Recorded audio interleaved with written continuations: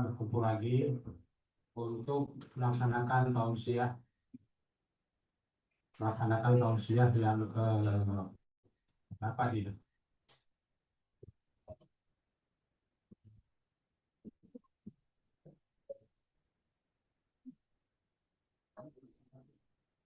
Tausiah yang ke-22 di tahun ketiga.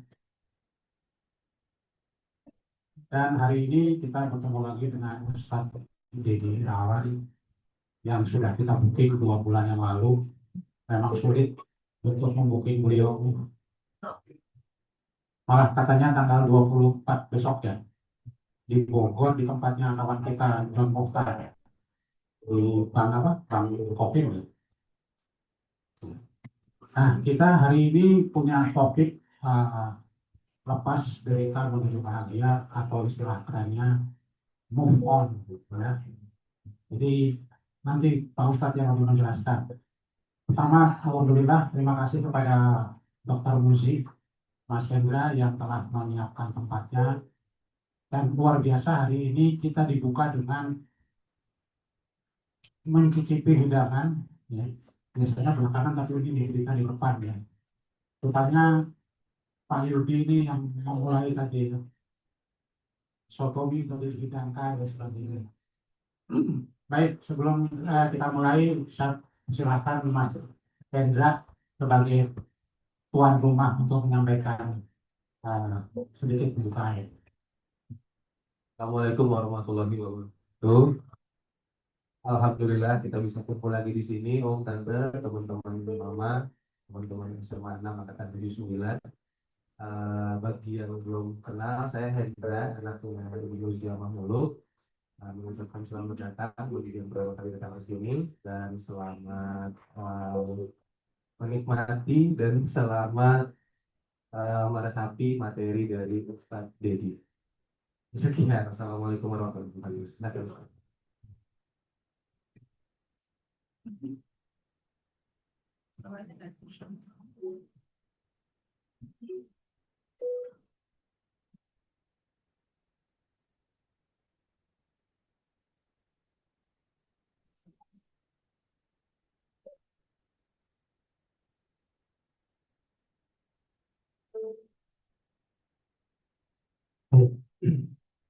Bismillahirrahmanirrahim. Assalamualaikum warahmatullahi wabarakatuh. Alhamdulillah, gimana kabar Bapak Ibu? Mudah-mudahan semua yang hadir hari ini selalu dalam keadaan sehat walafiat, selalu dalam keadaan hati yang penuh dengan kebahagiaan. Kemudian juga mudah-mudahan yang jadi impian, yang jadi harapan Allah segera wujudkan dengan pengabulan terbaik, rezekinya juga berkah berlimpah, amin amin ya rabbal alamin. Bismillahirrahmanirrahim. Innal hamdalillah nahmaduhu wa nasta'inuhu wa nastaghfiruh wa na'udzu billahi min shururi anfusina wa min sayyiati a'malina. May yahdihillahu fala mudhillalah wa may yudhlil fala hadiyalah. Asyhadu an la ilaha illallah wahdahu la syarikalah wa asyhadu anna Muhammadan abduhu wa rasuluh la nabiyya ba'da. Kita awali pertemuan kita pagi ini dengan sama-sama doa yang terbaik. Karena sejatinya pertemuan hari ini tidak bisa merubah apapun, tapi doa kita yang insya Allah niatnya karena Allah menjadi jalan pertemuan ini membawa kebaikan buat kita semua. Kita awali dengan sama-sama beristighfar dengan istighfar terbaik. Astagfirullahaladzim. Astaghfirullahaladzim. Astaghfirullahaladzim. Allazi la ilaha illa huwal hayyul qayyum wa atubu ilaih. La hawla wa la quwwata illa billah. Allahumma sholli ala sayyidina Muhammad wa ala ali sayyidina Muhammad. Ya Allah, ya Rabbana, ya Allah yang maha menatap pertemuan ini. Hari ini kami berkumpul ya Rabb di tempat yang baik ini bersama sahabat-sahabat yang baik dalam rangka menghamba kepadamu ya Rabb, memohon ampunanmu, memohon ridhomu dan juga pertolonganmu ya Allah. Maka ya Rabb, berkahilah pertemuan ini. Siapapun yang hadir di majelis ini ya Allah, jadikan kami orang-orang yang beruntung hari ini, yang bisa mendapatkan ampunanmu, hidayahmu, juga pertolonganmu di dunia juga di akhirat kelak ya Rabb. Ya Allah ya Rabbana, hamba bersyukur hari ini atas semua karunia yang kau berikan. Nikmat sehat, nikmat iman, nikmat bisa berkumpul dengan sahabat-sahabat kami lagi ya Rabb. Jadikan kami orang-orang yang selalu bisa bersyukur dalam kondisi apapun. Jadikan kami ya Allah orang-orang yang selalu ridho dengan semua ketetapan-Mu. Selalu bisa berbaik sangka kepadamu. Dan selalu bisa merasa bahagia dalam kondisi apapun. Karena terus meyakini apapun yang terjadi pasti yang terbaik. Semuanya yang baik darimu ya Rabb. Panjangkan ya Allah usia kami semua selalu dalam ketaatan, dalam keimanan, dalam ketakwaan. Istiqomahkan diri ini ya Allah dengan kebaikan. Jauhkan diri ini dari kesia-siaan. Hingga nanti ya Rabb, izinkan ya Allah kami kembali kepadamu dalam kondisi yang terbaik. Ya Allah ya Rabbana, akhiri usia hamba nanti dalam kondisi yang terbaik, husnul khatimah. Saat ibadah, saat sujud, ataupun saat berjuang di jalan. Dan jadikan kami ya Allah orang-orang yang kelak bisa mendapatkan surga dan bertetangga dengan Rasulullah Sallallahu Alaihi Wasallam. Ya Allah, siapapun hari ini, sahabat-sahabat hamba, jikalau ada yang sedang sakit ya Rabb, hamba mohon kepadamu di pertemuan yang baik ini, karuniakan kepada sahabat kami ya Allah, kesehatan lagi ya Allah. Jauhkan dari berbagai macam penyakit. Jikalau hari ini yang mungkin sedang mengalami kesempitan, kesulitan, berikan petunjukmu, jalan keluar terbaik ya Allah. Siapapun hari ini yang mungkin punya doa-doa terbaik, wujudkan ya Allah pengabulannya dengan pengabulan terbaik ya Allah. Ya Allah, terima kasih atas pertemuan hari ini. Rabbana zalamna anfusana wa illam taghfir lana wa tarhamna lanakunanna minal khasirin. Rabbana hab lana min azwajina wa dzurriyyatina qurrata a'yun waj'alna lil muttaqina imama. Rabbana atina min ladunka rahmah wa hayyi' lana min amrina rasyada. Rabbana atina fid dunya hasanah wa fil akhirati hasanah wa qina azabannar. Amin ya Allah, amin ya rabbal alamin. Alhamdulillah, alhamdulillah. Pertama-tama Bapak Ibu yang insya Allah terus dimuliakan oleh Allah Subhanahu wa Ta'ala, kita panjatkan puji dan syukur kita kehadirat Allah, karena tanpa izinnya, tanpa karunia-Nya kita nggak bisa hadir di tempat ini. Kita bisa jalan ke sini karena pertolongan Allah. Allah kasih sehat, Allah kasih kelapangan waktu, Allah kasih semuanya dimudahin. Karena manusia itu cuma bisa berencana. Hasil itu milik Allah. Kita bisa bikin strategi apapun, tapi yang bikin itu terjadi adalah Allah. Kita bisa sholat ke masjid, itu juga ditolong sama Allah. Makanya kalau kita bisa memaknai apa-apa yang kita lakukan hari ini adalah bentuk kasih sayang Allah, insya Allah nanti jalannya penuh bahagia. Ya, ke masjid itu kalau kita meyakini ini adalah bentuk kasih sayang Allah, itu bahagia ke masjid. Karena nggak semua orang bisa ke masjid. Ketika muazin bilang hayya 'alas shalah, Kita yang dengar jawabannya adalah la haula wala quwata illa billah. Kenapa? Karena sejatinya untuk bisa sholat aja kita nggak bisa tanpa pertolongan Allah. Termasuk duduk di tempat ini pun kita nggak bisa tanpa pertolongan. Nah, pertanyaannya kenapa saya masih diizinkan sama Allah? Jawabannya cuma satu, karena Allah lagi sayang sama kita. Allah lagi pengen kita hari ini punya tambahan amal soleh. Ya. Amal dari silaturahmi, amal dari saling mendoakan sahabatnya, amal mendengarkan ilmu, insya Allah ini jadi perjuangan kita dan balasannya surga insya Allah. Ada seorang guru memberi nasihat, ada 3 tanda cinta Allah kepada hambanya. Yang pertama, ketika seorang hamba punya niat baik, Allah mudahkan. Kita pengen nganterin anak sekolah besok, ada niat baik. Terus keesokan harinya Allah wujudkan kita bisa nganterin sampai sekolah dengan lancar, bahkan ya kita bisa jemput lagi pulang dengan selamat. Itu sebenarnya pertolongan Allah. Tandanya Allah ridho dengan niat baik tadi. Yang kedua, ketika kita punya niat buruk, Allah gagalkan. Ya mudah-mudahan pernah ngerasain gitu. Kita tahu nih sebenarnya nggak benar gitu. Kita tahu ini salah. Tapi di tengah jalan nggak tahu gimana ceritanya Allah bikin rencana itu gagal. Percayalah itu tandanya Allah lagi sayang. Kenapa? Allah nggak kepengen kita nambah dosa. Caranya macam-macam. Tiba-tiba janjiannya batal, tiba-tiba investor yang nggak jadi masuk, ya tiba-tiba strateginya pokoknya wah, tiba-tiba ada pandemi. Itu bisa jadi jagaan-jagaan Allah biar kita nggak nambah jauh dari Allah Subhanahu Wa Taala. Dan yang ketiga, apa bentuk kasih sayang Allah? Dengan dihadirkannya yang namanya ujian atau masalah.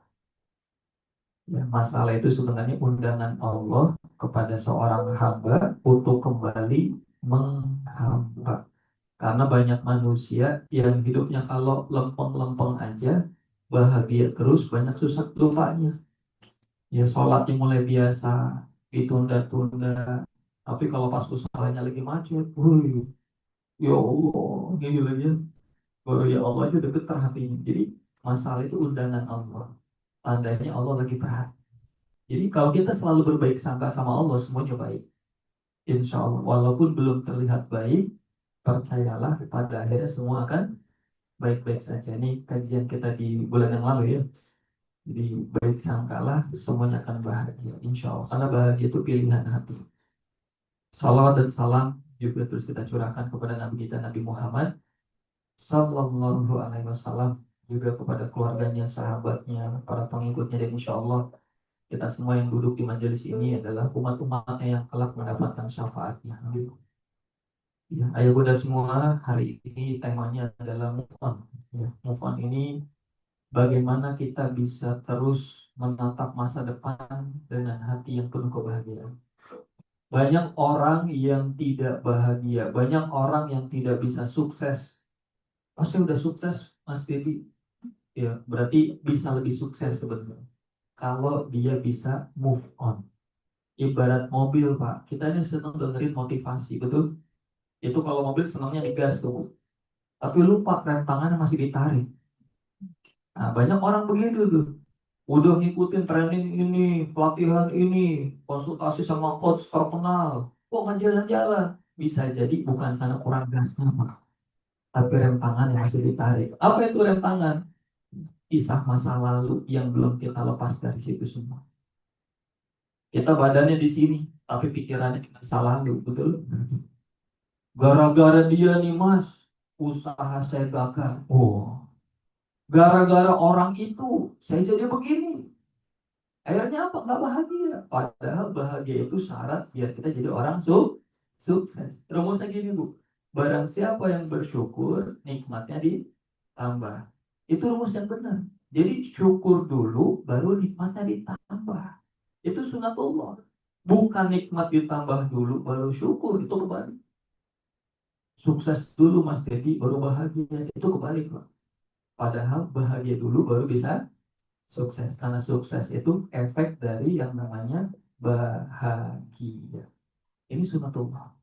Nah, orang-orang yang tidak bisa bahagia dengan hidupnya jauh dari sukses. Rizkinya susah, macet. Maka satu-satunya cara agar kita bisa sukses dunia akhirat, move on. Siap Bapak Ibu? Kita move on hari ini. Masa lalu biarlah berlalu, kita terima ya. Nah, nggak ada rem tangan. Nanti kita akan belajar bagaimana melepas rem tangan kita. Bisa jadi, ya bisa jadi tanpa disadari hari ini kita terjebak di masa lalu tadi tuh. Ya. Nah, ini sedikit perkenalan eh, Bapak-bapak, Ibu semua. Alhamdulillah hari ini sudah kedua kali ya ketemu sama Bapak Ibu, senang banget. Mudah-mudahan bisa terus bareng-bareng di perjalanan ini sampai Allah izinkan ya. Dan endingnya kita kumpul bareng di surga insya Allah. Saya bersama teman-teman bangun PP Institute dari 2014. PP Institute ini lembaga training Pak tentang tauhid aplikatif. Jadi yang dibawain memang tauhid. Kalau tauhid itu bahasanya seperti mirip-mirip kayak amin gitu-gitu ya. Nah, itu babnya tauhid. Alhamdulillah 10 tahun dari mulai dulu misi pertama di Cirebon, dulu mulai dari pelatihan pertama sekarang sudah 3.000 angkatan, dari mulai berapa trainer sekarang udah punya 30 trainer, terus berjalan. Dan Masya Allah ya, ternyata banyak orang yang ketika kembali kepada Allah semuanya beres, Insya Allah. Karena kadang yang bikin hidup tuh sulit karena kita jauh dari Allah. Masalah itu besar karena kita gak ditolong sama Allah. Masalah kecil bisa jadi besar, tapi kalau Allah nolong kita, masalah besar bisa jadi kecil, di luar logika. Nah, nanti kita bahas insya Allah. Alhamdulillah, saya nulis buku Baik Sangka. Ini juga perjalanan ketika berdakwah dari Aceh sampai Timika. Ternyata banyak orang yang datang konsultasi, apapun masalahnya, mau masalah utang, bisnis, keluarga. Ternyata ketika mereka datang konsultasi, mirip-mirip pertanyaannya. Judulnya boleh beda, tapi polanya sama ketika mereka bertanya. Yang pertama biasanya begini, Mas Dedi, kenapa ya kok masalah ini terjadi sama saya? Kenapa ya kok utang saya begini, kok usaha saya begini, kok pasangan saya begini? Mempertanyakan kenapa dirinya bermasalah. Kesimpulan pertama, Pak, banyak orang yang tidak bahagia karena menganggap dirinya bermasalah. Itu poin utama. Kenapa banyak manusia yang tidak bahagia? Kenapa mereka tidak bahagia? Karena merasa bermasalah. Kenapa merasa bermasalah? Karena apa-apa yang terjadi saat ini belum seperti yang diharapkan. Ini udah kita bahas di pertemuan yang lalu. Nggak apa-apa ya, saya ulang sedikit biar merefresh. Kegagalan kita dalam memaknai apa yang terjadi karena nggak sesuai harapan dianggap masalah. Itulah sumber penderitaan. Padahal yang tidak sesuai harapan belum tentu masalah. Jangan-jangan yang dibilang masalah itu cara Allah jagain kita, cara Allah nolongin kita, cara Allah mengabulkan doa-doa kita. Seringkali kita yang salah paham, dan itu kita bahas kemarin. Jadi langkah awal, perbaiki definisi kita. Insya Allah Bu, ketika kita bisa meyakini semua takdir Allah itu pasti baik, nanti mereka datang, kemudahannya akan datang. Ini singkat aja, insya Allah udah pada kenal. Nah, hidup adalah perjalanan ke depan, bukan ke belakang. Ya, harus terus move on. Suka tidak suka dengan kejadian hari ini, hidup harus terus berjalan. Kalau kemarin kita pakai analogi, kita pakai cerita, pesawat Lion Air jatuh, Pak. Dulu tahun 2017 atau 18 kalau nggak salah, JT610. Dinyatakan semua penumpangnya meninggal dunia. Betul ya, Pak?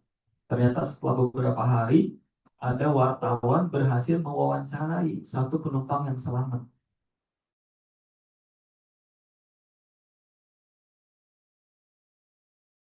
Yang ketinggalan pesawat.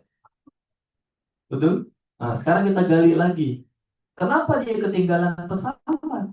Karena kejebak macet. Dulu tol MBZ belum jadi Bu, masih dibangun. Dia dari Bandung ke Suta. Wah, macetnya parah Pak. Udah mau berangkat dari pagi-pagi jam 3 dini hari dari Bandung udah berangkat. Macet. Pertanyaannya, kondisi macet tadi kondisi yang diharapkan atau tidak diharapkan? Tidak diharapkan. Pertama, yang harus kita yakini, sadari Bapak Ibu bahwa dalam perjalanan hidup ini, seringkali kita akan dihadapkan dengan kondisi-kondisi yang tidak diharapkan. Bisnis, kok nggak sesuai harapan. Sikap pasangan, kok nggak sesuai harapan. Dapat teman tetangga yang modelnya begini, banyak. Nah pertanyaannya, ketika Allah hadirkan kondisi yang tidak diharapkan tadi, gimana respon kita? Karena respon itulah yang menentukan kita bahagia atau tidak. Respon itulah yang menentukan kita jadi orang yang beruntung atau tidak. Kalau kita dikit-dikit buruk sangka, komplain mulu bawaannya, betul kan? Ya Allah, kenapa sih? Ini lagi buru-buru dibikin macet. Padahal mau kerja nih. Tapi kalau orang yang baik sangka, wah ada apa ya? Jangan-jangan Allah lagi jagain saya dari sesuatu yang saya nggak tahu. Hmm.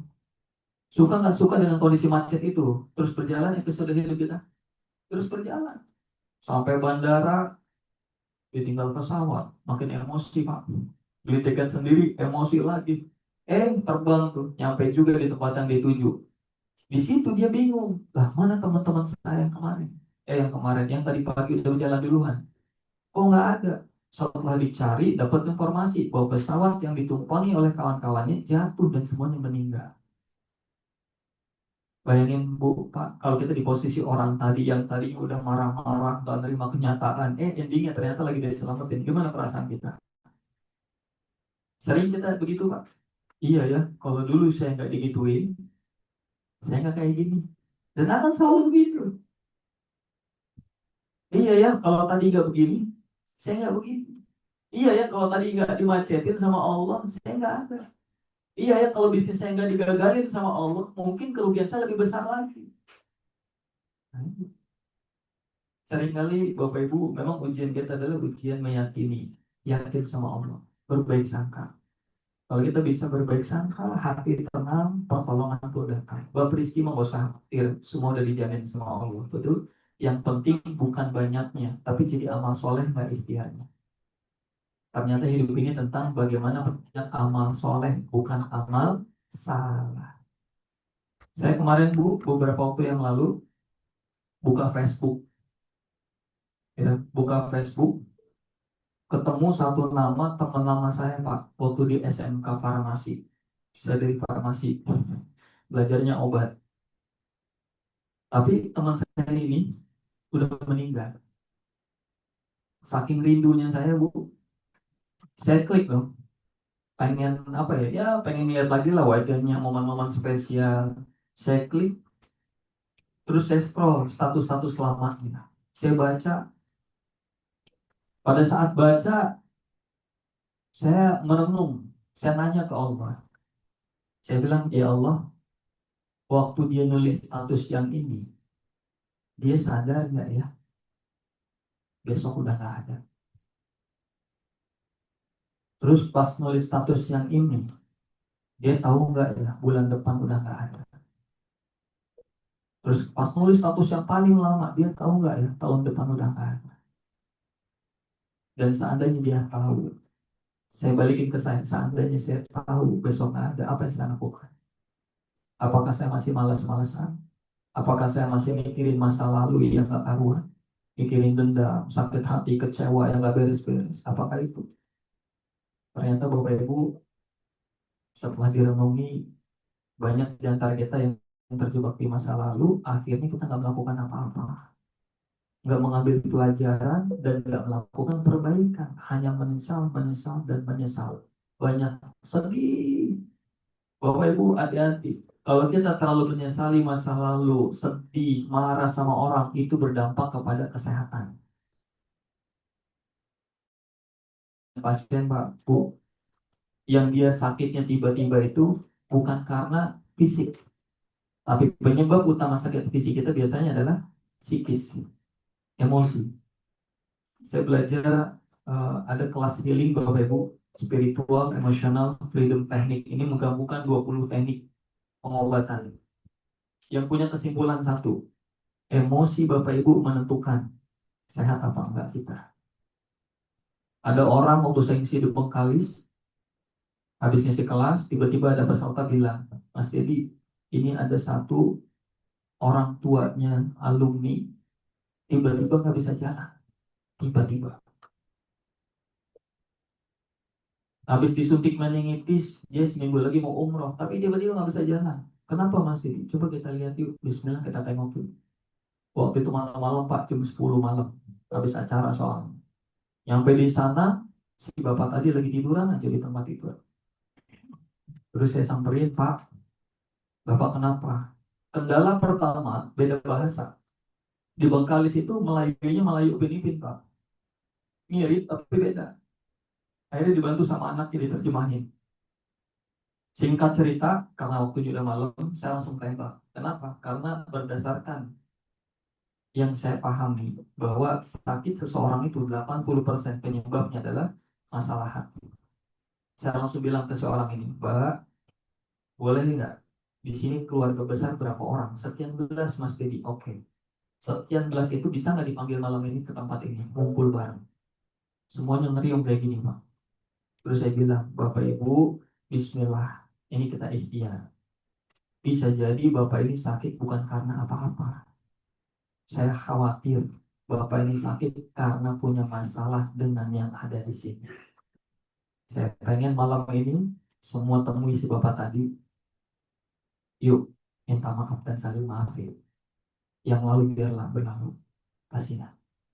Terus saya bilang si Bapak, Pak, kalau Bapak pengen sehat, sekesal apapun dengan yang ada di sini, yuk maafkan, doakan. Singkat cerita pecah tangis, Pak. Peluk-pelukan dan lain. Saya nggak tahu semua apa enggak. Tugas kita sebagai terapis ya ikhtiarkan saja hasil milik siapa? Milik Allah. Dalam perjalanan ke rumah Bapak tadi ada seorang ibu, satu mobil. Saya duduk di kursi depan, dia di belakang. Dia nanya gini, Mas Dedi, kalau stroke gimana? Nah, bukan stroke, kanker. Kalau kanker gimana? Kanker juga sama Bu. Itu biasanya ada ganjalan hati. Coba dicek 5 hubungan. Ini tipsnya Ibu. Cek 5 hubungan mana yang rusak. Satu, hubungan sama Allah baik nggak? Oke, baik. Hubungan yang kedua sama orang tua baik nggak? Yang ketiga sama pasangan baik nggak? Yang keempat sama anak baik nggak? Yang kelima baru sama orang lain. Mana yang nggak baik? Sebenarnya sudah bisa prediksi. Kalau masalah kanker, tumor, biasanya ibu-ibu nih yang banyak.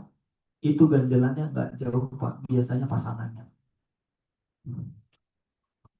Ya, kenapa? Ya, kenapa? Karena ya, karena biasanya kesal yang dipendem terus-menerus itu jadi penyakit. Terus dibilang, terus gimana Mas Dedi? Bismillah Bu, Ibu ikhtiar, kita ikhtiar bareng. Nanti malam pulang temui suami. Ngobrol dari hati ke hati, bukan untuk saling menyalahkan, bukan hanya ingin didengarkan, tapi endingnya adalah saling memaafkan dan saling memperbaiki diri. Bismillah. Setelah itu saya pulang ke Jakarta. Nah, sebulan kemudian, qadar Allah, saya kebagian jadwal di Bengkalis lagi.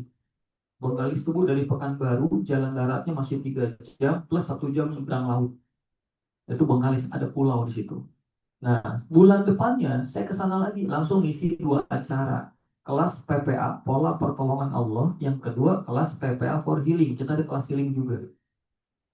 Bagaimana kita menyembuhkan diri dan orang lain dengan pendekatan tauhid. Nah, ternyata saya tanya, kenapa teman-teman pengen belajar PPA Healing? Ada 2 penyebabnya Bapak Ibu. Satu, si orang tadi yang nggak bisa jalan, tiba-tiba bisa jalan dan umroh sendiri. Ini yang nggak masuk akal. Yang kedua, ibu-ibu yang tadinya punya kanker di rahangnya, tiba-tiba kankernya hilang, sembuh. Stroke, stroke juga sama. Stroke itu Pak, bisa hampir bisa dipastikan penyebabnya adalah marah yang berlebihan kepada seseorang. Saya punya mamang, di Purwakarta, habis dari luar kota ditelepon, Mas Dedi, ini Mamang tiba-tiba stroke, masih ringan, sebelah badan nggak bergerak Pak. Ya udah saya langsung meluncur dari Bekasi menuju Purwakarta. Di rumah sakit, setelah orang-orang sepi, saya beranikan diri untuk nanyain, Mang, Mamang kenapa? Sejak kapan? Oh sejak hari itu katanya. Oke, nanti kita bahas mungkin di beberapa waktu yang lain lah ya. Ada konsep baca pesan cintanya. Jadi masalah itu tanda cinta Allah. Masalah datang itu bukan untuk diselesaikan, tapi yang utama adalah dibaca pesan cintanya. Kalau kita udah berhasil baca pesan cintanya, solusinya datang. Nah, waktu itu saya ajak mamang saya ini untuk baca pesan cintanya. Oh ya, Mang, di hari itu ada kejadian apa yang bikin mamang tuh marah? Oh, apa kata dia? Iya nih. Oh, langsung tuh.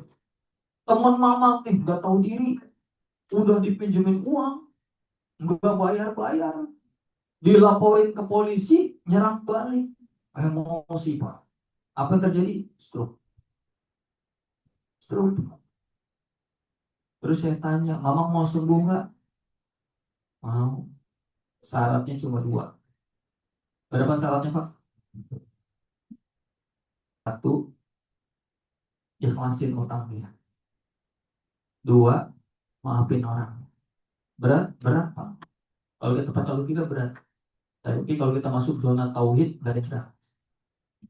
Sekarang mamang mau sembuh nggak? Mau. Gak usah mikirin bab rezeki Mam. Kalau itu rezeki Mamang, insya Allah nggak kemana-mana, bakal balik. Cuma masalahnya Mamang, kalau bukan rezeki Mamang, mau jungkir balik gimana nggak bakal datang. Sudah, serahin aja. Biar Allah ganti dengan cara. Setelah dipahami, baru jadi Bismillah. Mamang ikhlasin, maafin. Setelah itu baru terapi sebentar. 1-2 hari pulang di rumah sakit sampai sekarang Pak normal.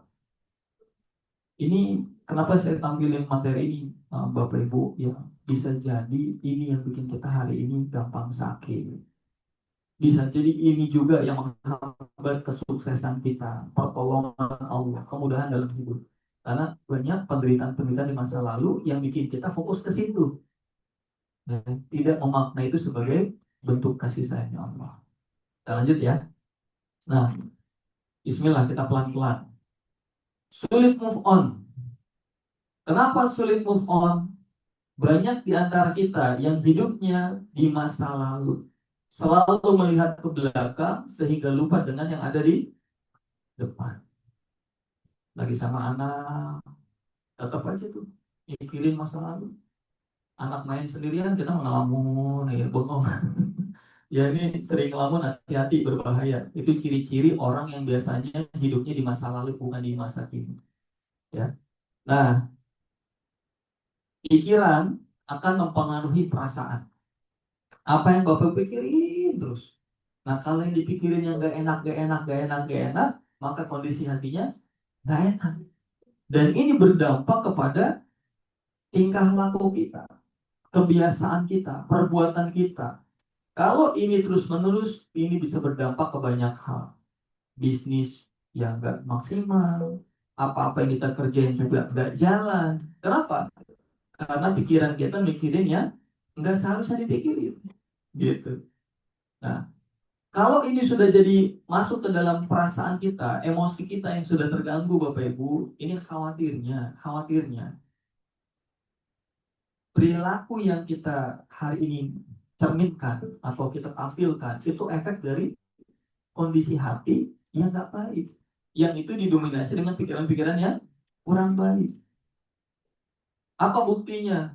Keyakinan itu bisa mempengaruhi tingkah laku otomatis Pak. Ini ada gambar jeruk nih. Maksudnya gimana? Semua orang pasti tahu rasa jeruk ini asam, ya, bikin tua ya. Asam. Nah sekarang coba angkat tangan kirinya, ya, angkat tangan kirinya Bapak Ibu. Sekarang bayangkan di tangan kiri Bapak Ibu ada jeruk ini, ya. Bayangkan di tangan kirinya ada jeruk ini, jeruknya seger banget, kuningnya, waduh, kuning kehijauannya memikat sekali. Kemudian tangan kanannya jadi pisau. Oke, jadi pisau. Sekarang bayangkan ayah bunda potong jeruk yang ada di tangan kiri dengan tangan kanannya yang jadi pisau. Yuk, bayangin pelan-pelan, potong jadi dua dulu. Serak. Potong lagi jadi empat. Serak. Potong lagi lebih kecil. Kerak. Potong lagi jadi kecil. Kerak. Semakin kecil, akhirnya semakin keluar. Sekarang diperes tangan kirinya, peres jeruknya. Sebelum airnya jatuh, seruput.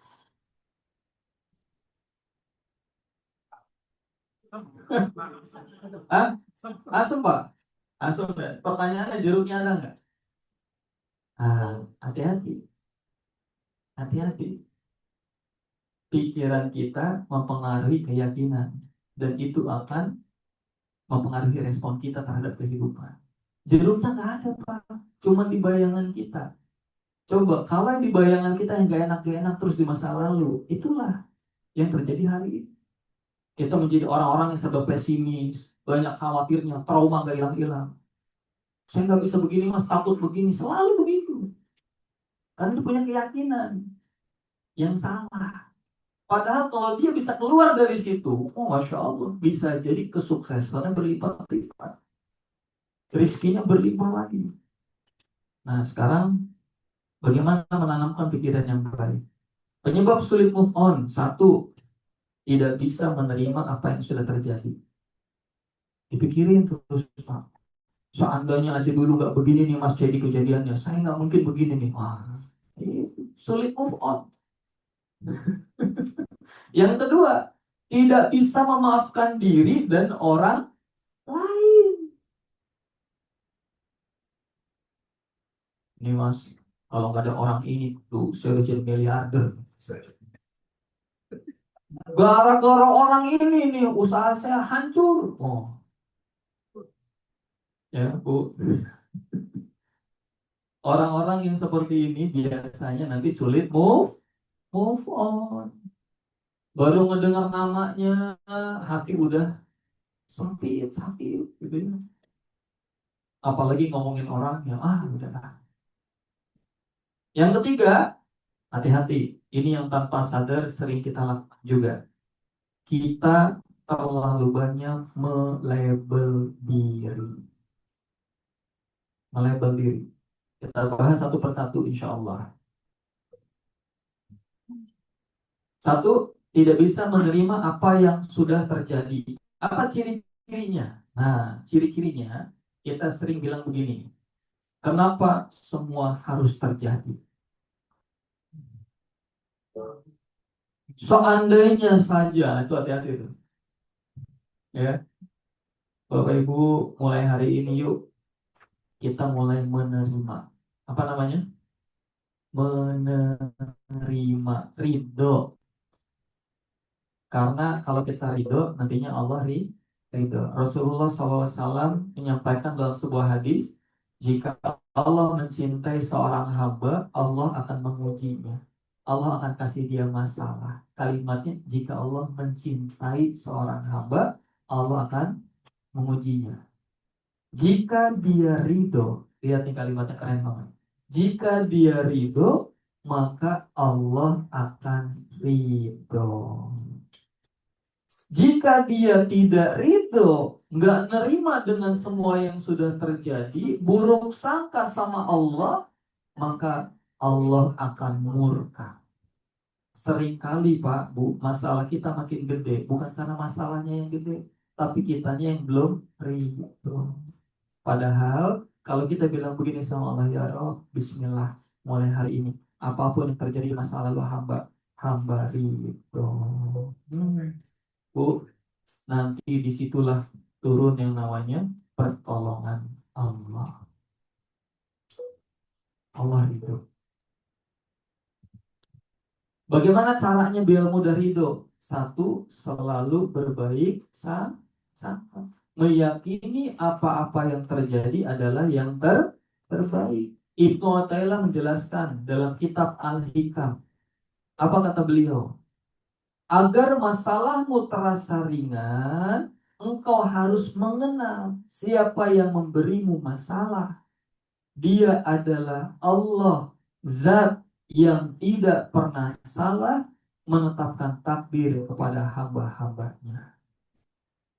Semua baik bagi orang yang beriman, Pak. Betul?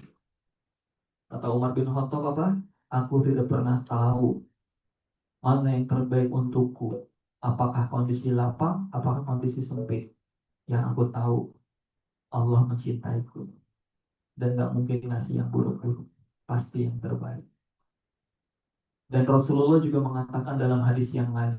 Ini indah banget. Ini pegangan saya, Pak. Yang bikin nih hati itu jadi tenang. Mau hidup senang, mau susah, terserah Allah aja. Yang penting apapun yang di hadapan itu jadi amal soleh.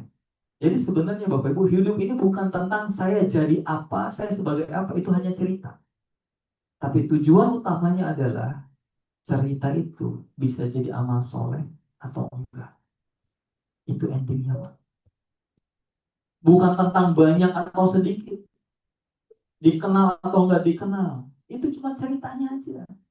Tapi goal utamanya adalah apakah itu bisa jadi amal soleh atau tidak.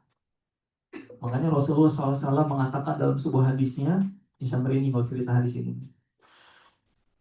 Beliau bersabda, sungguh ajaib, sungguh menakjubkan hidupnya orang-orang yang beriman, yang selalu percaya semua takdir Allah adalah yang terbaik.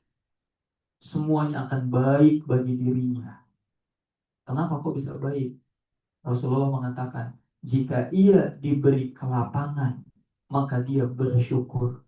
Dan dengan kebersyukuran itu, kelapangannya jadi kebaikan bagi dirinya. Jika dia diberi kesulitan, kesempitan, kegagalan, maka dia juga bersabar. Dengan kesabaran itu, bahkan kesempitannya jadi kebaikan bagi dirinya. Mau senang, mau susah, dua-duanya dari Allah. Dan bagi orang yang beriman, dua-duanya cuma jadi jalan dia untuk semakin mendekat kepada Allah. Itu kuncinya. Makanya kemarin di pertemuan pertama, kita sudah meredefinisi ulang. Apa itu masalah, apa itu miracle. Betul? Apa yang disebut miracle? Semua kejadian, mau senang, mau susah, yang bikin kita dekat sama Allah, itu pertolongan Allah. Itu miracle. Apa yang disebut musibah? Masalah, semua kejadian, mau yang kelihatan enak atau yang gak enak, yang bikin jauh dari Allah, itu musibah sebenarnya. Kayaknya kita banyak uangnya kita, tingginya jabatan kita hari ini, bisa jadi miracle, Pak? Bisa. Kalau apa? Kalau bikin dekat sama Allah. Bisa nggak banyak uangnya jadi masalah? Kalau apa? Kalau uang itu bikin dia jauh dari Allah. Bisa nggak bangkrutnya, jatuhnya, hilangnya perusahaan dia jadi miracle? Bisa. Kalau apa? Kalau kondisi itu bikin dia kenal sama Allah. Tapi bisa nggak terpuruknya jadi masalah? Udah jatuh di mata tangga? Bisa. Kalau dia nggak ingat sama Allah. Maka poin dari kehidupan ini Bapak Ibu sebenarnya bisa nggak kita menghamba dengan sebenar-benarnya hamba? Mau senang, mau susah. Makanya kemarin kita pakai analogi setengah isi, setengah kosong. Masih ingat? Ya. Jadi kalau ada kondisi apapun di depan mata, pastikan itu jadi amal soleh. Jangan jadi amal salah. Pulang ke rumah, capek habis kerja, tiba-tiba rumah berantakan sama anak-anak. Mainan, ya, ada di mana-mana. Udah gitu, ya mungkin kotor dan lain-lain. Pilihannya dua. Kita merespon jadi amal salah apa amal soleh. Biasanya kita ngerespon gimana, Bu? Marah-marah. Loh, siapa sih ini? Beresin dong ini. Wah, kalimatnya mungkin ada yang kasar, bahkan ada yang pakai kekerasan, dipukul dan sebagainya. Jadi, kalau gitu jadi amal salah apa amal soleh? Nah, kita harus naik level, Pak. Tarik nafas. Gimana kemarin? Alhamdulillah. Makasih ya Allah ya. Masih ada yang berantakin mainan. Masih ada yang ngotorin lantai. Kau masih percaya sama hamba nutupin anak. Gak apa-apa ya Allah. Ini tugas hamba sebagai orang tua. Mudah-mudahan hamba bisa sabar menjadi amal soleh. Enak? Rumah berantakan dibilang masalah betul, dibilang nikmat betul. Dua-duanya benar. Tinggal Bapak Ibu mau melihat itu sebagai apa. Dan orang-orang yang beruntung bisa melihat hal-hal baik walaupun terlihat sebagai masalah. salah. Setengah isi betul, setengah kosong betul. Itu kan kemarin materinya ya. Mudah-mudahan masih terus diingat dan dipraktekin, Pak. Makanya kalau Agim pernah bilang, Mas, kalau ada orang yang bikin kita emosi, jangan pernah fokus sama orangnya. Ini kuncinya nih, Bu. Mulai hari ini jangan fokus sama yang terlihat. Mulailah melihat yang tak terlihat. Kalau kita fokus hanya dengan yang terlihat, nanti banyak kecewanya, banyak sakitnya. Naik level. Semua terjadi pasti atas izin, bukan karena si A, bukan karena si B. Kita jatuh bukan gara-gara dia, tapi karena Allah yang berkehendak kita jatuh. Ketika kita kecopetan, jangan sibuk nyalahin copetnya. Kalau sibuk nyalahin copetnya, dendamnya nggak hilang-hilang sampai sekarang. Tapi fokuslah baca pesan cintanya. Kenapa kita yang dicopet? Ya Allah, kenapa ya dari 1.000 dompet di pasar ini? Ya Pak ya, dari berapa dompet? Kenapa dompet hamba yang kau izinkan diambil sama orang itu? Kenapa bukan dompet orang lain? Baca pesan. Ketika terampokan, jangan sibuk nyalahin rampoknya. Baca pesannya, ya Allah dari 300 rumah di komplek ini. Kenapa rumah hamba yang dibobol maling? Lalu rumah tetangga nggak diapa-apain?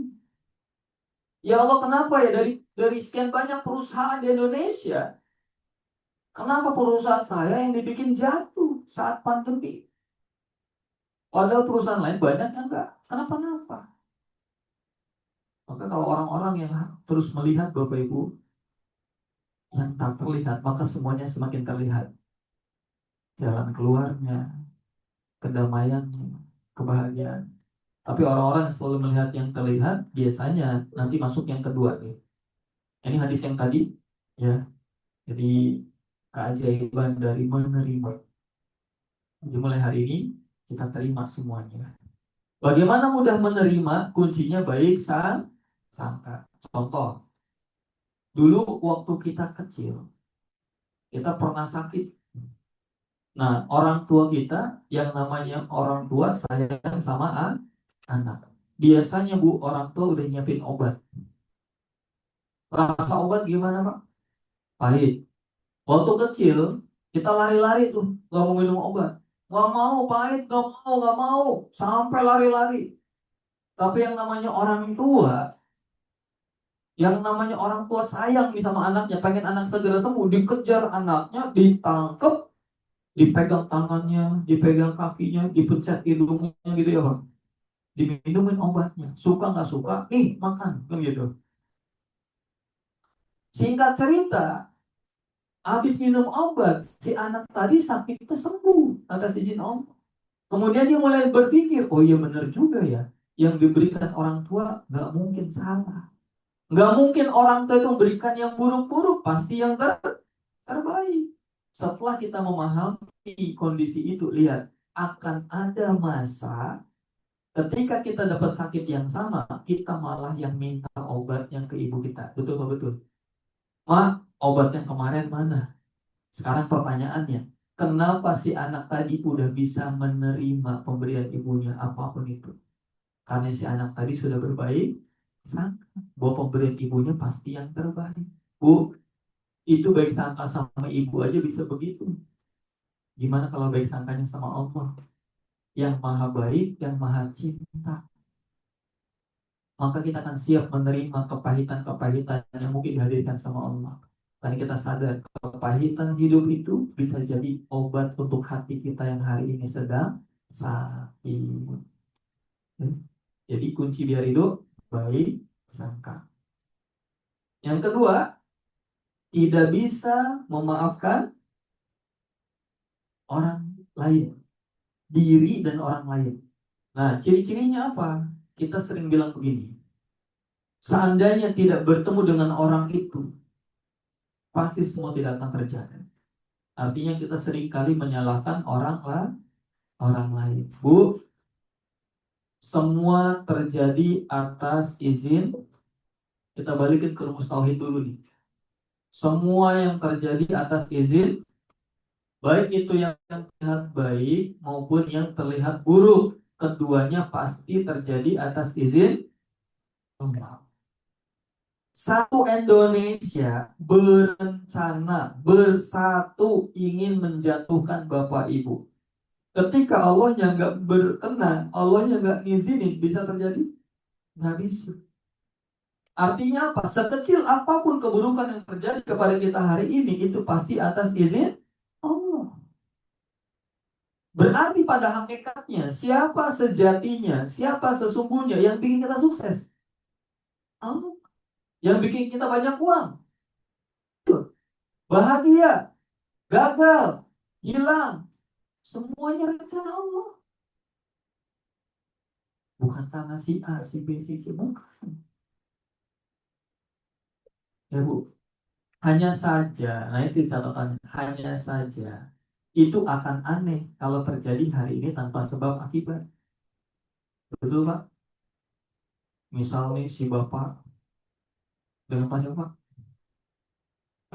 Ya. Si Bapak lagi serius dengerin materi, tiba-tiba sama Allah dibikin bahagia tanpa sebab akibat. Lagi dengar serius segini, nggak ada yang ngasih uang, nggak ada yang ngasih hadiah, nggak ada yang muji, tiba-tiba si Bapak tertawa terbahak-bahak. Kira-kira gimana? Kira-kira gimana Pak? Aneh nggak kira-kira? Bisa kabur si Bapak ini kenapa ini? Tadi anteng-anteng aja serius, tiba-tiba ketawa Bu. Sebelahnya nih si Bapak lagi anteng serius dengerin materi, tiba-tiba sama Allah dibikin sedih tanpa sebab akibat. Nggak ada yang ngambil uangnya, nggak ada yang menghina, nggak ada yang menjatuhkan beliau, tapi tiba-tiba Bu nangisnya gini. Yang satu ketawa, yang satu nangis, gimana Pak kira-kira? Kabur semua. Maka Allah susun tuh skenario-nya, Allah bikin ceritanya, Allah tunjuk pemeran-pemerannya, aktor-aktornya, artis-artisnya yang bikin Bapak Ibu sukses. Betul? Emang bisa sukses sendirian? Kan gak ujuk-ujuk Pak. Selalu Allah hadirkan orang-orang yang bantu Bapak Ibu sukses. Begitu juga yang bikin Bapak Ibu gagal. Cuma seringkali kita dendamnya sama yang gagal doang. Padahal dua-duanya cuma pemeran. Siapa yang punya rencana? Maka Bu, jangan fokus sama yang terlihat. Fokuslah kepada yang tak terlihat. Kenapa ya Allah tutur saya dengan orang ini? Lewat orang ini, dengan kejadian ini. Apa pesan? Tuh, saking cintanya Allah. Bu, ini kuncinya. Pegang kata-kata saya. Saking cintanya Allah. Allah tuh pengen kita semua yang hadir hari ini masuk surga. Pasti Bu. Allah pengen kita selamat dunia akhirat. Saking cintanya Allah Bu, Allah melakukan banyak cara biar kita selamat dunia akhirat. Mulai dari Allah turunkan para nabi, para rasul sebagai bentuk kasih sayang Allah biar umatnya kembali ke jalan yang benar. Dari kitab pertama sampai kitab yang terakhir. Udah nabi terakhir, udah kitab yang terakhir, Al-Quran. Masih banyak yang ngeyel? Masih. Tapi kasih sayang Allah nggak pernah putus. Ini ada seorang hamba ceritanya. Dia doa, ya Allah hamba pengen masuk surga, pengen selamat dunia akhirat. Apa bentuk doanya? Rabbana atina fid dunya hasanah wa fil akhirati hasanah wa qina azabannar. Ya Allah karuniakan kepada hamba ya Allah kebaikan di dunia juga di akhirat ya Allah, dan jauhkan hamba dari siksa api neraka ya Allah. Itu doa kita tiap hari Pak. Allah kabulkan karena Allah Maha Pengabul doa. Kemudian Allah lihat, oh orang ini ternyata ibadahnya masih biasa aja. Sedekah juga ya masih hitung-hitungan. Dosa masih ada. Maka Allah akan tunjukkan cintanya. Ketika Allah Bu ingin hamba ini dihapus dosa-dosanya, ditinggikan derajatnya, maka Allah akan turunkan apa kepada hidupnya?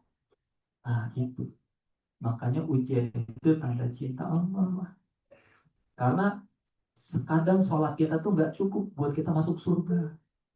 Sedekah kita tuh nggak pernah cukup buat beli surga. Kadang ibadah hati itulah Bapak Ibu yang bikin kita pantas masuk surga. Ibadah sabar, ibadah ikhlas, ibadah memaafkan, itu pahalanya besar. Allah akan berikan ujian. Sampai sini kita paham. Iya Mas Dedi, yang namanya ujian untuk meninggikan derajat hambanya. Tapi kita lupa satu hal. Yang namanya ujian datangnya dari mana? Kalau jalannya bukan lewat orang-orang di sekitar kita.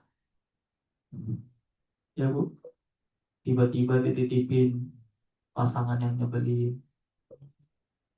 Tiba-tiba dihadirkan orang tua yang bikin emosian. Tiba-tiba kita dihadirkan tetangga yang ngajak ribut terus tiap hari. Bu, jangan-jangan itu Allah yang hadirkan. Sebagai apa? Bentuk pengabulan doa kita. Jangan-jangan pasangan yang nyebelin terus. Itu Allah yang nitipin. Biar apa? Biar kita dapat pahala sabar tiap hari. Yang kalau terus sabar, terus, insya Allah itu tiket surga. Jangan-jangan anak yang mungkin hari ini nyusahin terus. Mungkin ada sebagian yang dititipin kebutuhan khusus dan lain-lain. Bikin kita kadang merasa capek. Jangan-jangan Allah yang nitipin. Sebagai ladang sabar kita di dunia. Dan dengan itu ternyata tiket surganya. Sampai ada seorang ulama Bu. Ini ada seorang ulama zaman dulu. Namanya terkenal di seluruh negeri. Tapi wajahnya nggak ada yang hafal. Sampai suatu ketika ada seorang raja nyuruh si ulama tadi, nyuruh prajuritnya, wahai prajurit, berikan hadiah ini kepada ulama itu. Prajurit itu nggak tahu orang yang mana. Prajuritnya jalan di tengah perjalanan, dia ketemu seorang bapak-bapak dengan penampilan yang enggak banget, lusuh, kotor, lebih mirip pengemis dibanding ulama. Ditanya, wahai bapak, kenal nggak dengan ulama ini? Kami sudah mencari dia. Si bapak ini ngelirik, bawa hadiah yang banyak, mewah. Tiba-tiba orang ini ngaku-ngaku, wahai prajurit, akulah yang kamu cari. Kira-kira prajuritnya percaya? Mana ada ulama yang terkenal begini model? Akhirnya apa? Disangka penipu, dipukulin. Puk, puk, puk. Wah, babak belur. Ditinggalin Bu. Sampai di negeri yang dituju. Dia nanya ke penduduk di situ, wahai penduduk, kenal nggak dengan ulama ini? Lagi sibuk nanya, bapak-bapak yang tadi habis dipukulin, nyampe juga tuh di tempat yang sama. Sambil kesakitan. Jalannya pelan-pelan. Seketika penduduk yang ditanya tadi Bu, ngomong begini ke si prajurit, wahai prajurit, itu orang yang kamu cari. Nunjuknya ke orang yang tadi habis dipukulin. Dia prajuritnya, hah? Itu, itu ulama yang saya cari. Iya. Tapi kenapa dia bisa babak belur? Penduduknya bertanya-tanya. Setelah tahu si prajurit ini yang mukulin, ngamuk Pak. Mau diamuk masa nih prajurit. Mau digebugin, dipukulin. Tapi ulama ini yang menenangkan. Sudah, sudah. Tidak apa-apa. Sudah, sudah. Tenang semuanya. Sampai penduduknya bertanya ke si ulama tadi, wahai ulama, kita udah marah nih. Kenapa kamu nggak marah? Kenapa kamu diam aja? Kenapa kamu nggak marah sama orang yang sudah mukulin kamu sampai babak belur seperti ini? Lihat Bu, apa jawaban ulama ini? Ini keren banget jawabannya. Ulama ini bilang, bagaimana saya bisa marah kepada orang yang sudah menghantarkan pahala sabar kepada saya hari ini? Kita kalau udah melihat yang tak terlihat, Pak, zonanya beda. Kalau kita hanya fokus dengan yang terlihat, emosi yang ada. Tapi kalau kita melihat, ya Allah, ini ada yang sabar. Bismillahirrahmanirrahim. Sabarin Allah. Amal soleh. Sip, Pak. Jadi mulai hari ini, kuncinya apa? Penawar yang nomor dua cuma satu. Memaafkan. Maafkanlah diri kita. Kita manusia, tempatnya salah. Sebaik-baiknya manusia itu bukan yang tidak pernah melakukan salah. Sebaik-baiknya manusia adalah ketika dia melakukan salah, dia akui kesalahannya, ditobatkan, dan perbaiki semuanya. Kita maafkan diri kita maafkan orang lain. Siapa ibu bunda? Yang lalu biarlah berlalu. Kita berhak bahagia, Bu. Bapak Ibu berhak bahagia. Saya waktu di Pekanbaru juga ketemu ada seorang ibu. Dia nggak bisa jalan, duduk aja susah. Terus saya disuruh mampir ke rumahnya. Dia ownernya rumah makan Pak Datuk. Kalau di Pekanbaru tuh rumah makan yang terkenal bukan sederhana Pak. Pak Datuk. Nah, itu sampai Malaysia, Singapura. Nah, ownernya itu ngundang. Ibunya tiba-tiba nggak bisa jalan. Kenapa Mas? Wah, dia bilangnya gara-gara di terapi dan lain-lain. Tapi feeling saya bukan itu.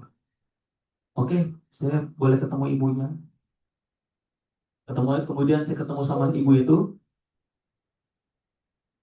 Saya tanya, Bu, ibu sakit seperti ini sejak kapan? Dia nyebut sejak sekian tahun yang lalu, gitu ya. Ya, Alhamdulillah. Nah, kemudian saya tanya, di waktu itu ibu marah sama siapa? Udah bisa ketebak sebenarnya, Pak. Ya. Waktu itu dia hidup sama anak dan cucunya. Ini nih Mas, anak saya. Kenapa emang bu anaknya? Anak saya pengen saya balik lagi sama suami saya. Saya nggak mau.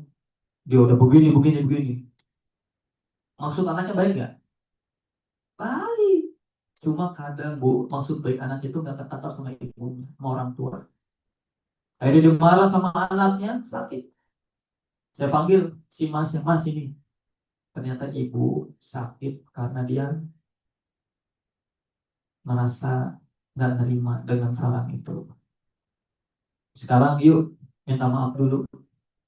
Tetap harus saling memaafkan dulu. Anak minta maaf sama ibunya, ibu minta maaf sama anaknya. Bu, maksud anak ibu baik kok. Yang namanya anak pengen orang tuanya bahagia, betul ibu ya? Biar gimana pun nggak kepengen lah. Ya semuanya pecah. Satu masalah ketemu. Terus saya tanya lagi, Bu, saya nggak ngeliat suami ibu, emang suami ibu mana?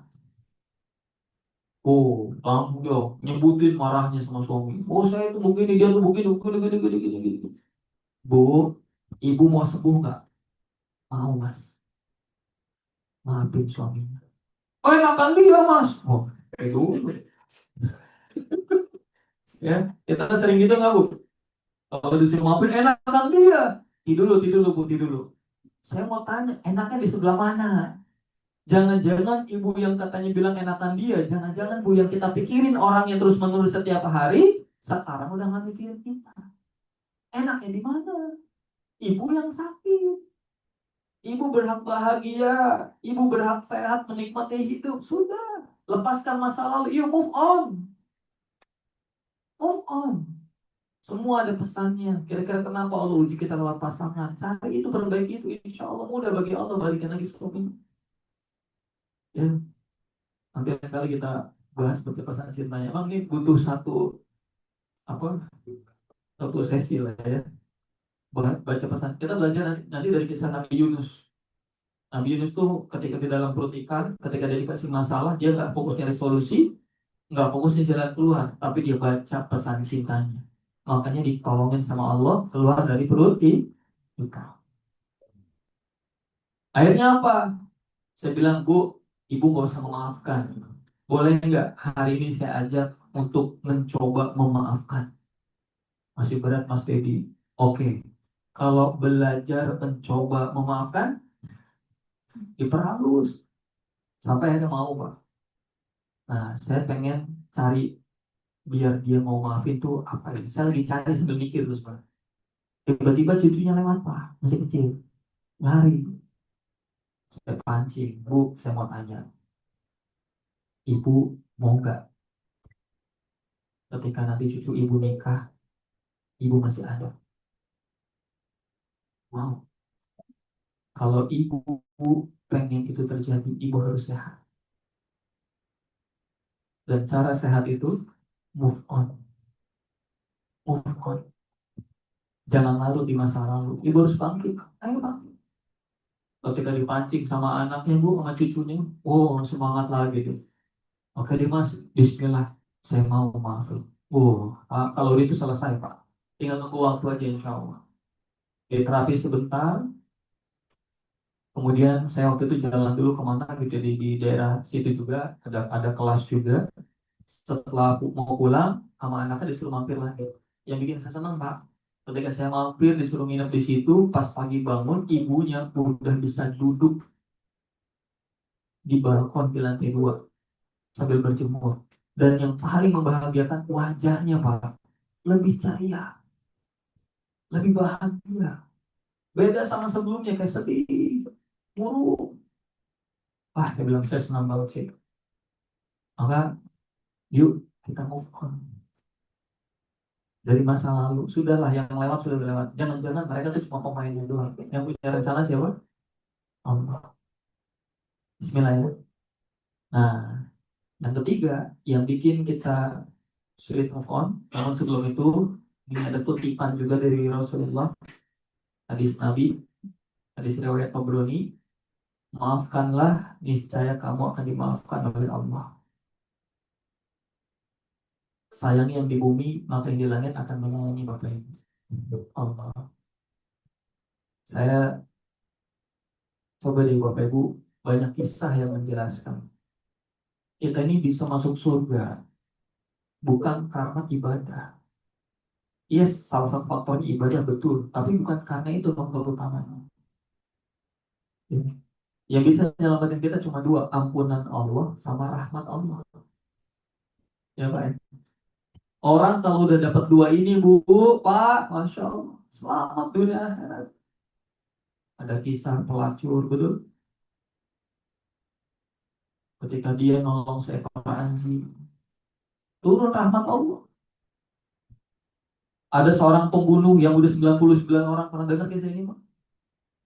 Ketika dia pengen bertobat, dia tanya ke seorang yang dianggap pintar, bisa nggak saya diampuni? Udah membunuh 99 orang. Apa jawaban orang ini? Oh nggak bisa.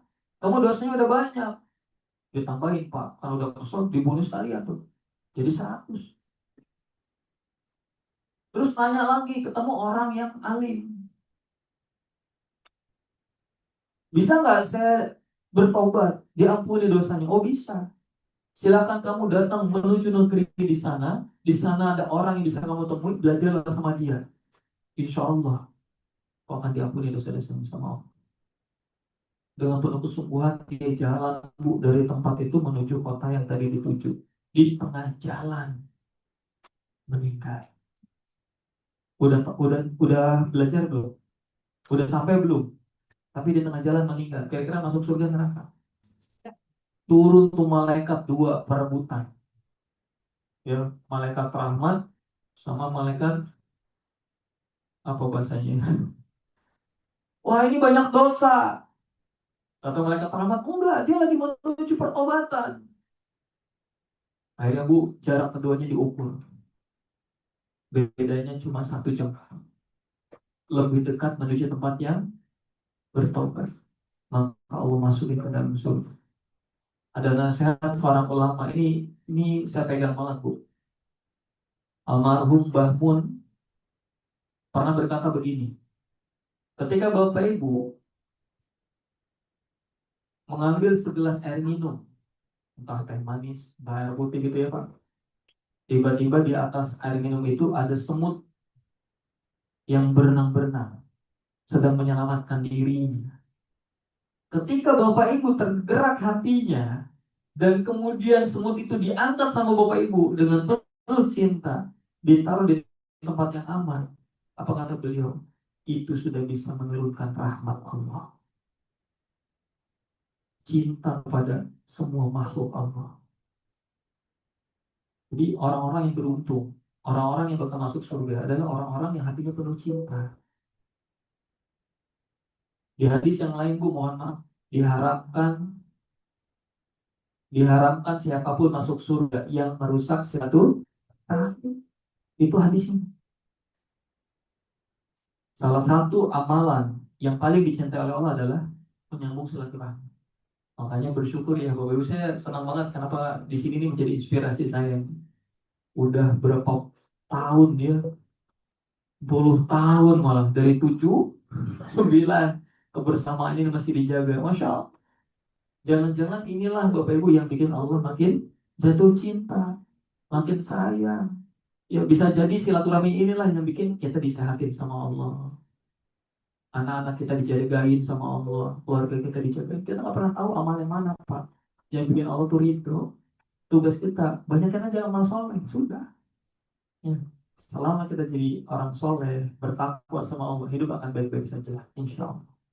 Nah, yang ketiga, apa yang bikin kita sulit move on? Ini ketutup ya sama ini ya. Terlalu banyak label-label diri. Biasanya kita sering bilang begini, saya ini orangnya paling tidak bisa melakukan ini karena punya pengalaman buruk.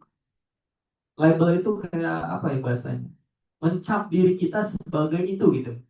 Saya ini penakut,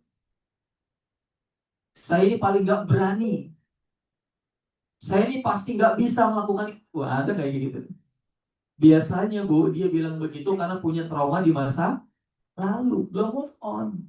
Dia punya trauma jatuh dari mobil sampai sekarang gak berani naik mobil. Dia pernah jatuh dari ketinggian sampai sekarang nggak berani sama ketinggian. Itu namanya melabel diri. Saya nih mas nggak bisa. Kalau begitu, bahaya. Semakin banyak label-label negatif yang kita tanamkan ke dalam diri kita, maka kita semakin menjadi seperti itu. Hati-hati, pikiran membentuk keyakinan dan mempengaruhi tingkah laku perbuatan. Itulah yang menghambat diri kita menjadi orang yang lebih sukses. Saya dulu Pak, orangnya pemalu. Saya melabel diri saya ini pemalu, paling nggak bisa ngomong sama orang. Dan faktanya begitu Pak. Dari kecil saya kalau ditanya sama orang, nggak berani jawab. Setelah saya belajar ilmunya, Bapak Ibu, sama seorang guru, ternyata anak kecil yang itu pemalu. Apa penyebabnya? Karena dia terlalu takut sama orang tuanya di rumah. Biasanya Pak sering dibentak.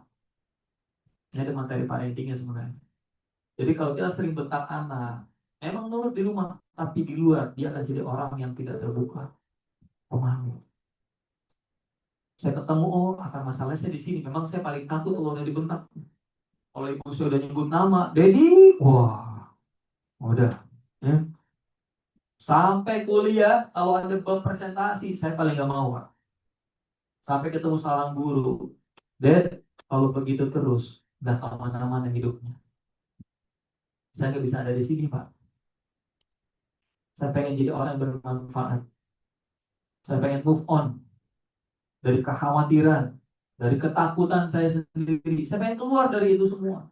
Saya bisa jadi yang lebih baik dari yang sekarang. Itu harus ditanamkan terus.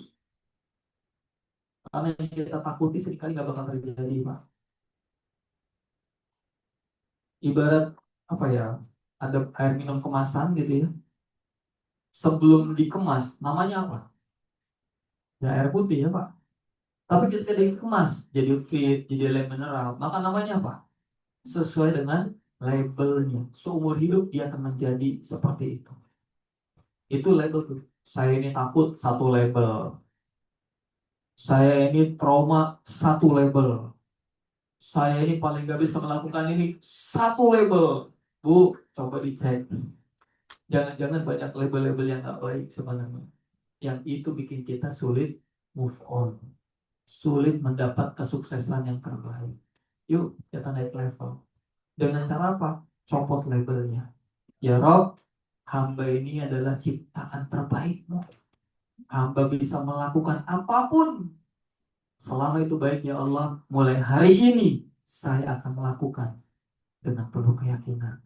Karena hamba pengen banyak amal soleh ya Allah. Siap apa siap ini? Bismillah ya.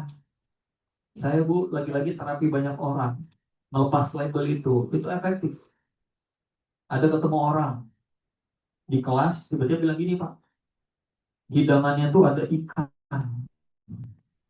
Wah Mas Dedi, saya itu paling gak bisa makan ikan. Itu label bukan? Label. Saya tidak bisa makan ikan. Kalau makan ikan pasti muntah. Maka label itu yang akan terjadi dalam pikirannya, diyakini dalam hati, dan akan ikuti. Seperti tadi bayangin jeruk, asam. Makan ikan atau muntah, itu udah disetting di kepalanya. Maka di kelas itu saya bilang gini, sini Bu, ambil ikannya sekarang. Ambil ikannya di piring, kita doa sama Allah. Kita copot label negatif kita. Yakini satu hal, ibu sama kayak hamba-hamba Allah yang lain bisa makan apapun, dan yakini ikan ini baik buat tubuh kita.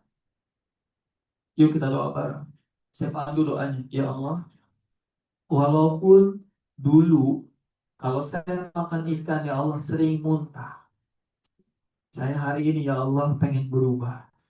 Saya yakin ikan ini baik buat saya ya Rob. Dari mulai hari ini saya akan sering makan ikan ya Allah. Hamba terima ya Allah semua masa lalu hamba dengan hati yang ridho. Dan hamba serahkan perubahan baik hamba hanya kepadamu ya Allah. La haula wala quwata illa billah. Bu, 3 kali doa diulang.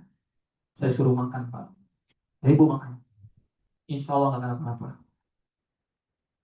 Suapan pertama, suapan kedua, di suapan ketiga nangis Pak. Nangis. Bu, sini Bu. Pas setelah selesai makan, coba ceritain ke teman-teman. Ini di depan kelas waktu itu. Kenapa ibu makan ikan sambil nangis? Coba kasih tahu ke teman-temannya. Dia cerita Pak. Bapak Ibu, Alhamdulillah setelah 30 tahun. Setelah berapa Pak? Setelah 30 tahun saya nggak makan ikan. Alhamdulillah hari ini makan ikan. Jadi yang bab-bab bahas ada trauma, fobia, itu sebenarnya bisa Pak. Itu bab keyakinan aja sebenarnya. Ibarat laptop atau PC komputer gitu ya. Kan tergantung data yang dimasukin apa. Aplikasi apa yang diinstal di situ. Sama nih otak juga gitu. Kalau yang dipikirin yang baik-baik, ilmunya yang baik-baik, makanya Bu, sering-sering deh ya ngumpul begini nanti dengan guru-guru yang lain, banyakin belajar. Tujuannya apa? Biar yang masuk ke sini tuh yang baik. Semakin baik, insya Allah diri kita semakin baik. Bu, percaya.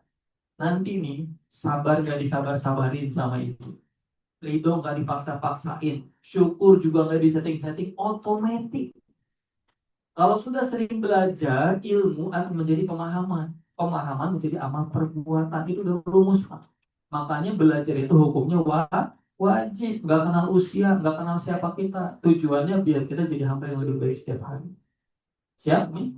Jadi copot label, ya. Nah, satu ayat yang harus diyakini bahwa kita adalah ciptaan Allah yang terbaik. Sering ada yang konsultasi begini, Pak. Mas Dedi, kita kan manusia. Namanya iman itu kan naik turun. Nah, gitu ya. Sering ada yang nanya gitu ya, Bu ya. Iman naik turun ini kan, ya ada di Bu. Iman naik turun ini ada 2 sudut pandang.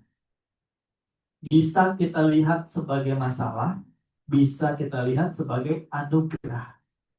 Kalau materi yang kemarin setengah isi betul, setengah kosong betul. Tinggal kita menyikapi iman yang turun ini sebagai yang mana nih? Kalau sebagai masalah, nanti menjadi alasan. Wajar dong Mas, gak ikut pengajian dulu, namanya juga emang lagi turun. Ya. Maka Bu, kita harus naik level, melihat semua itu sebagai anugerah. Kenapa sih bilang anugerah? Karena kalau iman kita tetap Pak, itu nanti jadi malaikat. Malaikat itu imannya tetap takwa terus, nggak pernah maksiat, betul Pak? Apa yang bikin manusia itu beda? Ada hawa nafsu, imannya diciptakan naik turun.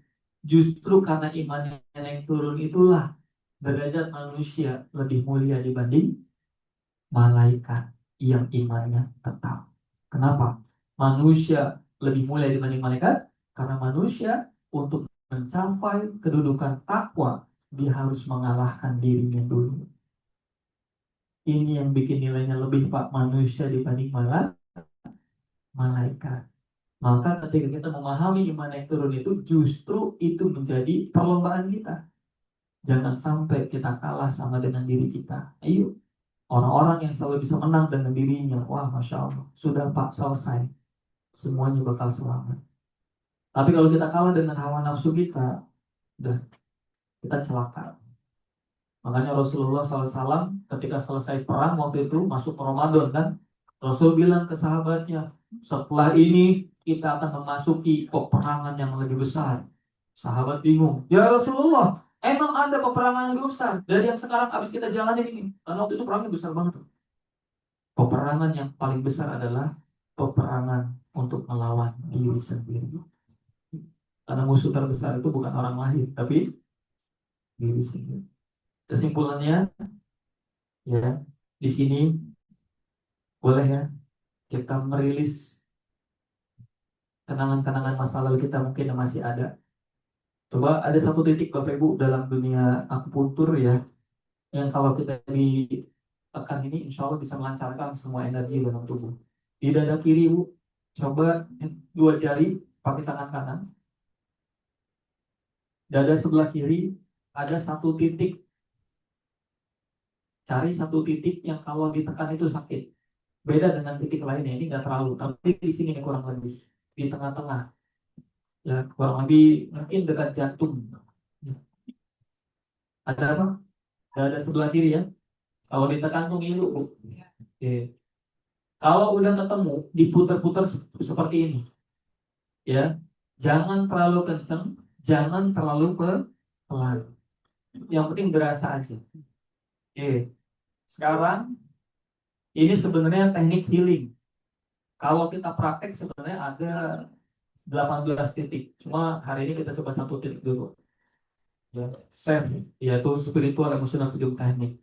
Itu salah satu yang kita akan coba rilis. Tapi satu ini Bu, ini 80% sudah bisa rilis semuanya, insya Allah. Kita doa ya bareng-bareng ya. Silakan Bapak Ibu yang menjadi penderita di masa lalu, kejadian apapun yang bikin Bapak Ibu sedih, belum bisa move on selama ini.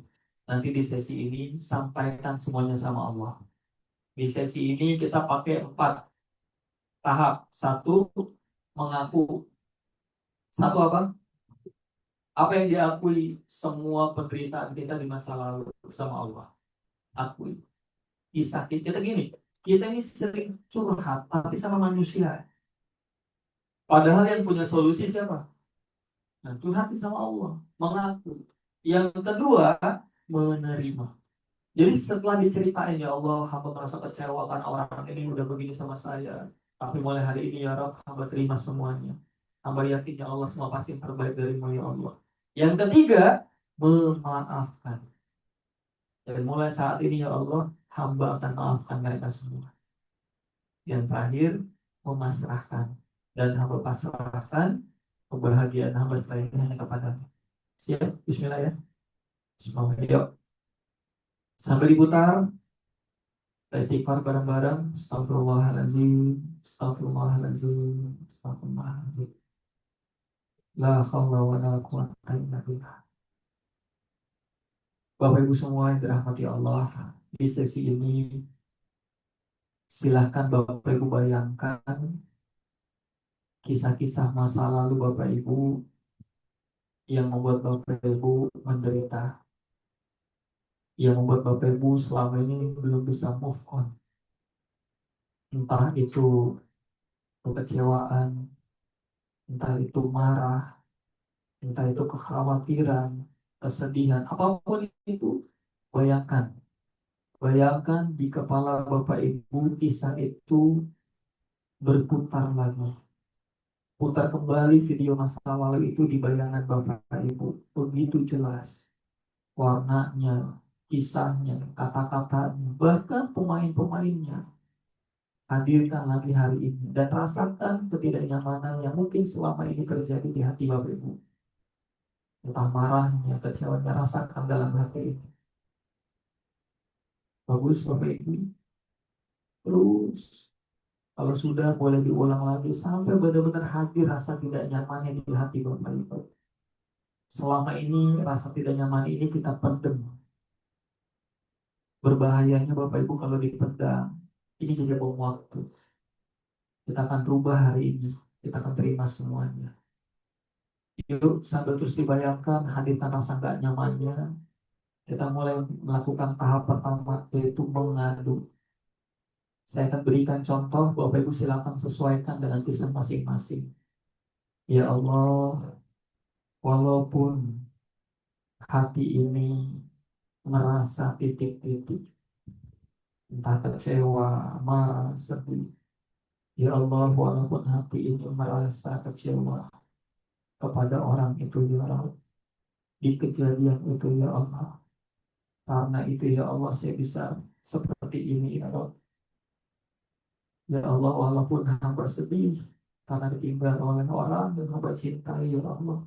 Hamba belum bisa nerima sampai sekarang. Akui semua dengan bahasa masing-masing. Ya Allah, walaupun hamba banyak takut, ya Allah. Gimana nanti keluarga hamba setelah ini, gimana anak hamba, ya Allah. Ya Allah, walaupun ya Allah, hamba merasa titik-titik. Mulai hari ini ya Rob, bilang sama Allah, mulai hari ini, apapun yang terjadi di masa lalu hamba, hamba terima ya Allah. Insya Allah. Hamba terima sebagai takdir terbaik darimu ya Rob. Hamba ridho,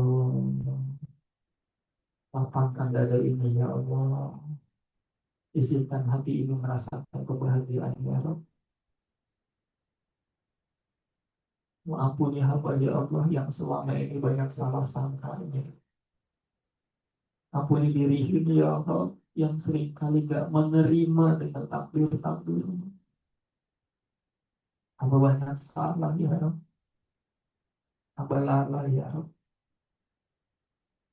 Hamba jarang datang kepadamu ya Allah. Hari ini ya Rob, hamba datang menghamba kepadamu. Hamba rindu, hamba rindu ya Rob. Dimulai detik ini ya Allah. Hamba juga akan memaafkan semua orang yang menyakiti hamba ya Rob. Siapapun dia, hamba maafin dia. Hamba ingin bahagia ya Rob. Hamba ingin tenang ya Allah. Hamba ingin sehat. Semoga maaf ini ya Rob membuat engkau makin ridho pada hamba. Semoga dengan maaf ini ya Rob, kau juga maafin hamba ya Allah. Hamba percaya ya Rob, semua bukan karena dia, bukan karena orang itu. Sejatinya semua terjadi atas izin oleh Rob. Engkau yang maha baik.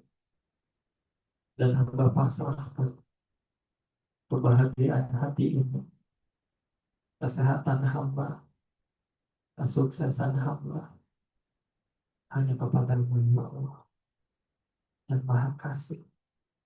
La haula wa la quwata illa billah. Ya Rob, hamba terima, hamba pasrah, hamba terima ya Rob, hamba pasrah. Terima kasih ya Allah atas pertemuan hari ini. Semoga ini menjadi titik balik hamba, menjadi pribadi yang lebih baik, lebih tenang, lebih damai, lebih bahagia, dan bisa menikmati hidup hamba ya. Alhamdulillah. Bagus Bapak Ibu, tarik nafas pelan-pelan, hembuskan sambil ucapkan syukur, Alhamdulillah. Ketika tarik nafas, Bapak Ibu bayangkan sedang menarik rasa-rasa yang tidak nyaman di hati selama ini. Tarik bareng nafas, kumpulkan di satu titik, dan hembuskan. Bayangkan semuanya keluar lewat nafas Bapak Ibu.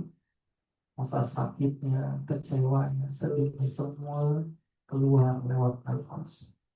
Alhamdulillah.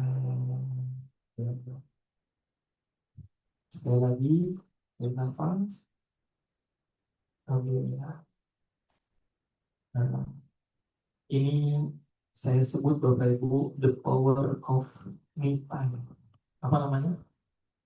The power of me time. Bapak Ibu, coba deh sering-sering luangin waktu hanya untuk berduaan sama Allah. Kapan Mas Dedi waktunya? Setiap saat. Kalau Bapak Ibu lagi bingung, lagi kesal sama orang, lagi sedih, yuk siapin waktu khusus berduaan sama Allah. Mau habis sholat zuhur boleh, habis sholat asar boleh, yang terbaik sepertiga malam. Ya, kadang sekedar duduk begini Bu, rasakan hadirnya Allah. Kita baru merasa Allah hadir aja Bapak Ibu. Kita cuma nyebut namanya, Allah, Allah, Allah. Kalau kita sudah masuk dunia rasa, rasanya beda. Banyak orang yang tahu Allah tuh maha melihat, tapi sedikit yang merasa dilihat. Banyak yang tahu Allah tuh maha mendengar, tapi sedikit yang merasa didengar. Banyak yang tahu Allah tuh maha dekat, tapi sedikit yang merasa Allah tuh dekat. Maka kalau kita pengen bahagia, yuk datang ke Allah dengan sepenuh rasa. Cuma cerita aja apa yang betul rasa, curhatin sama Allah.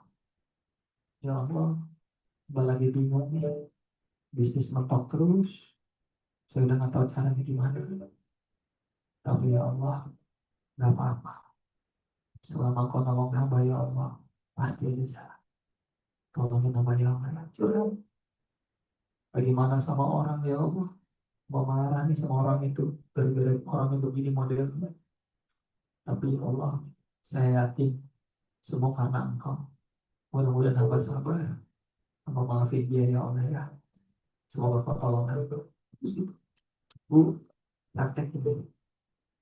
Saya nggak bohong. Bapak Ibu akan menjadi pribadi Bapak Ibu di level yang berbeda.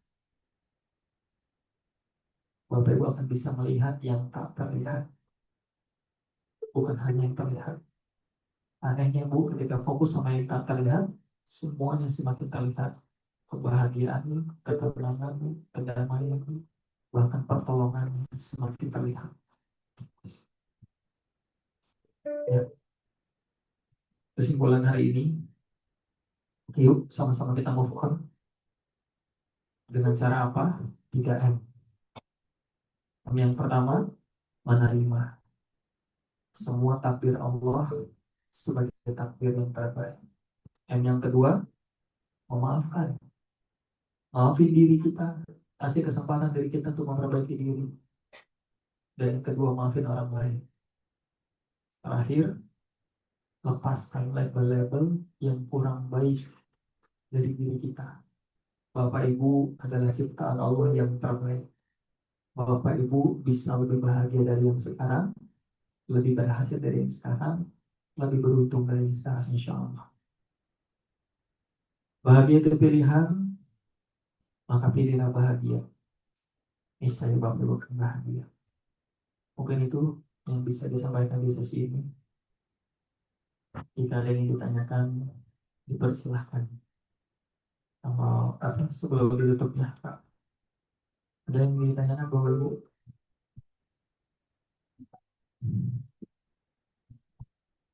Alhamdulillah.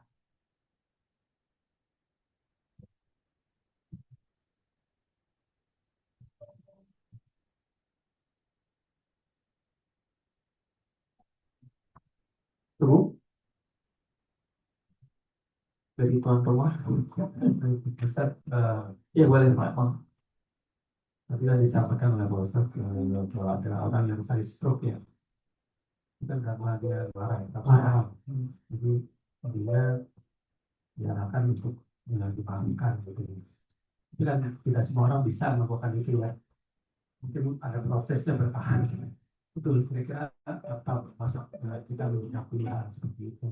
Mungkin apa ada doa khusus gitu ya.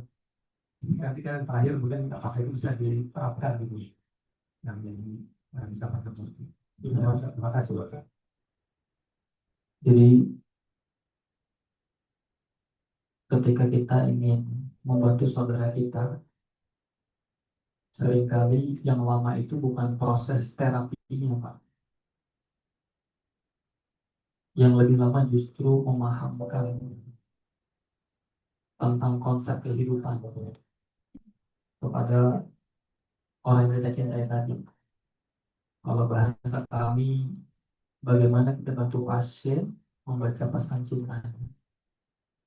Kenapa kok dia bisa mengalami kejadian yang mungkin tidak diinginkan tersebut? Pasti ada kesalahan. Dan kesalahan itulah yang harus diperbaiki. Rumus Allah itu nggak mungkin salah. Barang siapa yang bertakwa dikasih jalan keluar, dikasih rezeki dari arah yang tidak diduga-duga. Wa may yattaqillaha yaj'al lahu makhraja wa yarzuqhu min haitsu la yahtasib. Jadi kesembuhan itu pasti dikasih insya Allah kalau kita sudah memenuhi syaratnya. Apa syaratnya? Takwa.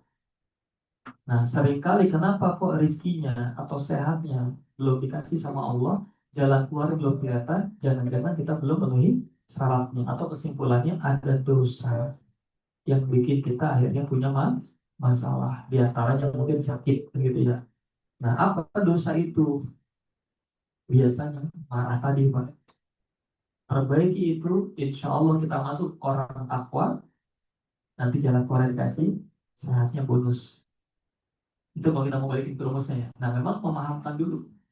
Banyak ikhtiarnya. Satu, jangan buru-buru memang terapi. Kalau misalkan kita punya cara, minimal satu kita nasihatin minimal. Oh, biasanya kalau orang terdekat susah dinasihatin sama orang terdekat. Kita pakai orang ketiga.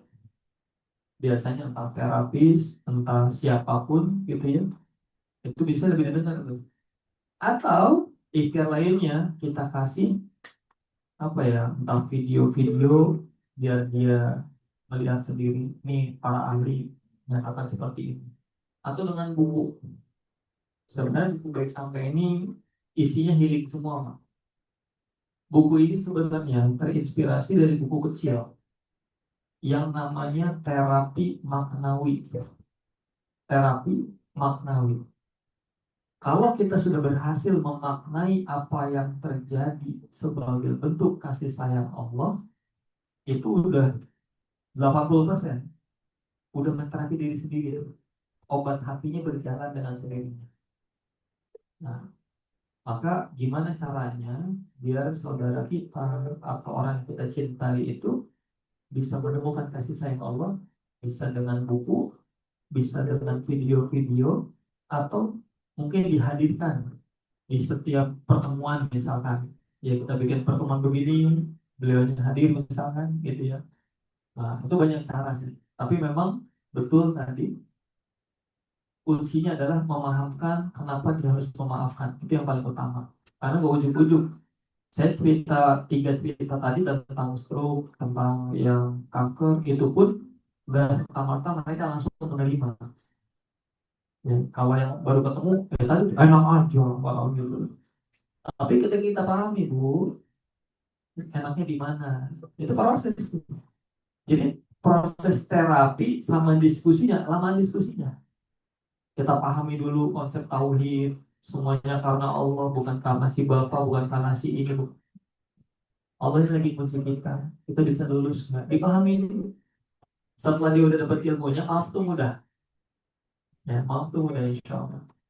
Nah, kalau yang kanker, waktu dia satu mobil sama saya, dia kenapa dia langsung bisa mudah memaafkan? Karena sebelumnya ikut kelas. Ya, ikut kelas PPA, pola pertolongan Allah. Itu seharian ngebahas tauhid. Nah, ketika beliau nanya, dia udah siap praktek, itu beda cerita. Begitu juga teman-teman yang mungkin hadir hari ini sudah mulai memahami. Ketika disuruh memaafkan kan lebih mudah ketimbang yang gak ikut kajian, terus kita suruh maafin, beda kan? Karena ilmunya beda.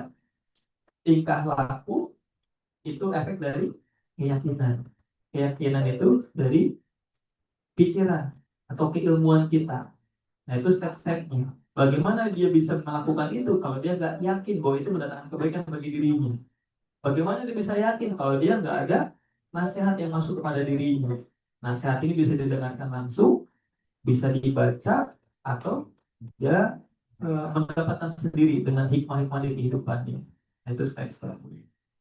Insya Allah Pak, kalau emang nanti apa ada teman-teman yang punya buku bisa dipinjemin aja. Nah, buku baik sangka itu sebenarnya memahamkan bagaimana dia membaca pesan cintanya. Oh, ternyata bisa jadi sakit ini adalah teguran dari Allah karena saya punya marah sama hamba Allah yang lain. Nah, ketika kita bisa ketemu itu, perbaiki. Udah berapa lama Pak, kalau boleh tahu? Nanya aja. Oh, oke. Ya. Saya punya teman juga. Setelah dia tahu saya belajar tentang healing juga, pernah di Japri. Dan orang tua bahasa bahasa kawan ya, orang tua gue stroke katanya. Saya langsung meluncur. Saya dulu tinggal di Priuk. Nah, dia beda gang lah, beda gang. Saya datang ke sana, wajahnya Pak, ibunya udah aku tapi wajah doang, badan masih bisa, wajah doang. Saya tanya, ibu sejak kapan kaku gini wajahnya? Sekian hari yang lalu, oke. Saya mau nanya, di hari itu ibu marah sama siapa? Langsung to the point aja tuh, karena udah biasa ketemu rumusnya. Oh, kalau stroke marah. Langsung apa yang terjadi? Ini nih, mau lucu ke teman saya. Ini nih, anak saya nggak tahu diri, dapat suami baik, bukannya bersyukur yang nggak benar malah anak saya bikin emosi aja. Oh, apa terapinya? Sini, minta maaf sama ibu, akuin kesalahan, bu, maafin anaknya, dan saling maafin, saling perbaiki. Itu aja Pak. Jadi memang apa ya? Ya ternyata tuh benar ya, semua berasal dari hati kan. Rasul bilangnya kalau yang ini baik, maka semuanya akan baik. Tapi kalau yang ini bermasalah, maka semuanya akan bermasalah. Dan yang bikin hati itu nggak baik adalah dosa. Ketika kita melakukan dosa, muncul satu titik hitam. Bikin dosa lagi, tambah titik hitam yang lain. Sampai hatinya dipenuhi dengan noda itu. Maka tertutuplah dia dari hidayah. Tertutup dari cahayanya Allah. Ketika dia bertobat, apa yang terjadi? Hilanglah noda-noda tersebut. Dan disitulah mulai masuk cahaya Allah. Hidayah. Disitulah pertolongan Allah datang. Gitu. Insya Allah. Allah bisa mudah-mudahan menjawab. Baik, karena sudah mau zuhur, kita doakan ya, sahabat baik kita. Kita saya pribadi mengucapkan terima kasih ya kepada Dokter Muzi Muluk dan keluarga semua dan Mas Hendra juga tadi ya. Eh, mudah-mudahan lebih baik tuan rumah yang menyediakan ruangan ini, tempat ini, Allah sehatkan, Allah berkahi hidupnya, dijagain anak-anaknya, keluarga sakinah mawaddah warahmah, selamat dunia akhirat insya Allah. Al-Fatihah. A'udzubillahi minasyaitonirrajim. Bismillahirrahmanirrahim. Alhamdulillahirabbil alamin. Ar-Rahmanirrahim. Maliki yaumiddin. Iyyaka na'budu wa iyyaka nasta'in. Ihdinas siratal mustaqim. Shiratal ladzina an'amta 'alaihim ghairil maghdubi 'alaihim waladdallin. Amin. Kemudian juga untuk keluarga-keluarga Syahibul Bait yang telah mendahului, ada almarhum Haji Abdul Muluk bin Salah Amin, yang kedua almarhumah Hajah Zurmah binti Abdul Karim Basa, yang ketiga almarhum Ahmad Sidik bin Heru Purnomo, anak dari ibu Dr. Muzi. Semoga almarhum dan almarhumah ya Allah ampuni dosa-dosanya, diterima amal ibadahnya, dilapangkan kuburnya ya, dan kemudian insya Allah dijadikan hamba-hambanya yang kelak masuk surganya. Amin amin rabbal alamin. Al-Fatihah. A'udzubillahi minasyaitonir rajim. Bismillahirrahmanirrahim. Alhamdulillahirabbil alamin. Arrahmanirrahim. Maliki yaumiddin. Iyyaka na'budu wa iyyaka nasta'in ihdinas siratal mustaqim siratal ladzina an'amta 'alaihim ghairil maghdubi 'alaihim waladdallin amin. Terakhir untuk keluarga besar paguyuban alumni SMA 6 angkatan 79, baik yang bisa hadir hari ini maupun yang belum bisa hadir. Kita doakan semua, semoga semuanya disehatkan, dibahagiakan, dijagain keluarganya, anak-anaknya, dan orang-orang yang dicintainya dari siksa api neraka. Insya Allah kita semua selamat dunia akhirat. Al-Fatihah. A'udzubillahi minasyaitonirrajim. Bismillahirrahmanirrahim. Alhamdulillahirabbil alamin arrahmanir rahim maliki yaumiddin. Iyyaka na'budu wa iyyaka nasta'in ihdinas siratal mustaqim siratal ladzina an'amta 'alaihim ghairil maghdubi 'alaihim. Amin ya Allah, amin ya rabbal alamin. Alhamdulillah. Barakallah, terima kasih sekali lagi. Kalau ada kesalahan dari sikap dan kata-kata saat menyampaikan, mohon dimaafkan oleh Bapak Ibu semua. Insya Allah mudah-mudahan kita bisa ketemu lagi di kesempatan yang lebih baik lagi, insya Allah.